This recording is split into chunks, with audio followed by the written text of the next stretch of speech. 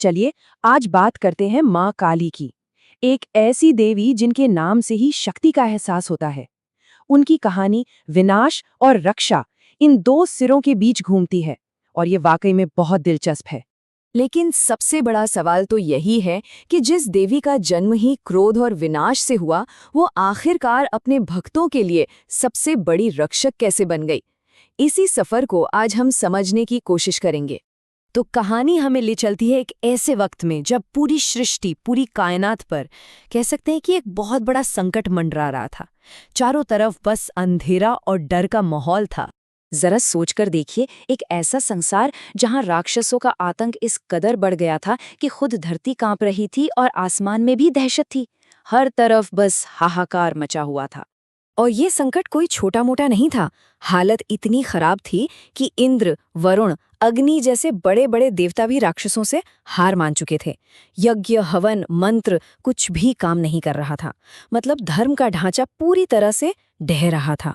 और जब लगा कि अब सारी उम्मीदें टूट चुकी हैं, ठीक तभी देवताओं के सम्मिलित क्रोध से एक ऐसी शक्ति ने जन्म लिया जिसने सब कुछ बदल कर रख दिया।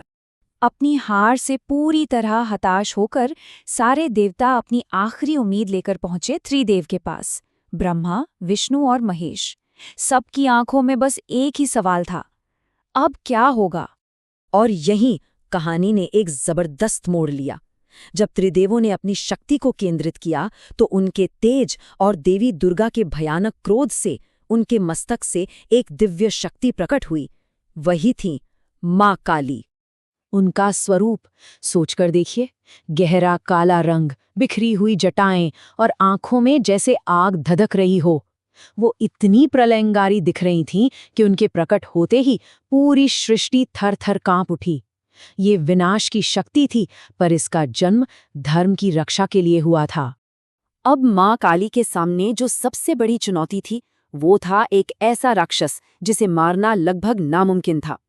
उसका नाम था रक्त बीज। पता है रक्त बीज की शक्ति क्या थी? उसके खून की एक एक बूंद जैसे ही जमीन पर गिरती, उससे एक और रक्त बीज पैदा हो जाता। तो आप जितने राक्षस मारते, उतने ही और पैदा हो जाते। उसे हराना तो लगभग नामुमकिन ही लग रहा था। तो फिर माँ काली ने इस नामुमकिन को मुमकिन कैसे किया? उन्होंने एक अनोखा तरीका अपनाया। वो रक्त बीज पर वार करती और उसके खून को जमीन पर गिरने से पहले ही अपनी जीभ से पी लेती, एक एक बूंद।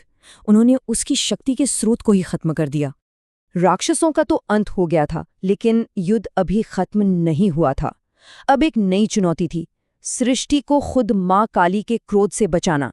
जीत के बाद भी माँ काली का क्रोध शांत नहीं हुआ, बल्कि वो इतना बढ़ गया कि वो अपने ही नियंत्रण से बाहर हो गईं और उन्होंने शुरू कर दिया विनाश का तांडव।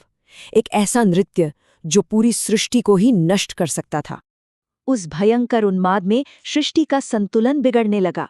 धरती आकाश एक बार फिर कांप उठे, पर इस बार वजह कोई राक्षस नहीं था, बल्कि खुद उनकी रक्षक थीं। जब सारे देवता असहाय होकर ये सब देख रहे थे, तब महादेव शिव ने इस विनाश लीला को रोकने के लिए एक ऐसा कदम उठाया जिसकी किसी ने कल्पना भी नहीं की थी। कोई और रास्ता ना देखकर भगवान शिव खुद माँ काली के रास्ते में लेट गए। ये सिर्फ एक क्रिया नहीं थी, ये आत्मसमर्पण का एक गहरा प्रतीक था, जिसका एक ही मकसद था, उनके क्रोध को शांत करना। और बस जैसे ही विनाश के नृत्य में मग्न माँ काली का पैर शिव की छाती पर पड़ा, वो एक पल में ठहर गई। उन्हें होश आया। उनका प्रलयंकारी क्रोध शर्मिंदगी और लज्जा में बदल गया, और इसी वजह से उनकी जीभ बाहर आ गई। उनकी अनियंत्रित शक्ति करुणा में बदल गई, और इस तरह सृष्टि का विनाश होने से बच गया। ये घटना सिर्फ एक कहानी नहीं है, बल्कि ये माँ काली के असल स्वरूप को दिखाती है, विनाश से रक्षा तक का उनका ये अद्भुत सफर। तो आखिर हम माँ काली की इस कहानी से क्या सीखते हैं? ये हमें सिखाती है कि डर से भागो मत, उसका सामना करो, अन्याय के खिलाफ आवाज उठाओ। और हाँ, कभी कभी जब अधर्म बहुत बढ़ जाए तो व्यवस्था बचाने के लिए विनाश भी जरूरी हो जाता है। उनसे जुड़ा ये पवित्र मंत्र ओम क्रीम कालिकायाय नमः असल में भय और हर तरह की नकारात्मकता से बचाने वाली उनकी शक्ति को ही पुकारता है। ये सिर्फ शब्द नहीं, ये साहस का प्रतीक है। और आखिर में ये कहानी हमें एक बहुत गहरे सवाल पर सोचने के लिए छोड़ जाती है क्या सृजन के लिए विनाश का होना जरूरी है? क्या कुछ नया बनाने के लिए पुराने को मिटाना ही पड़ता है?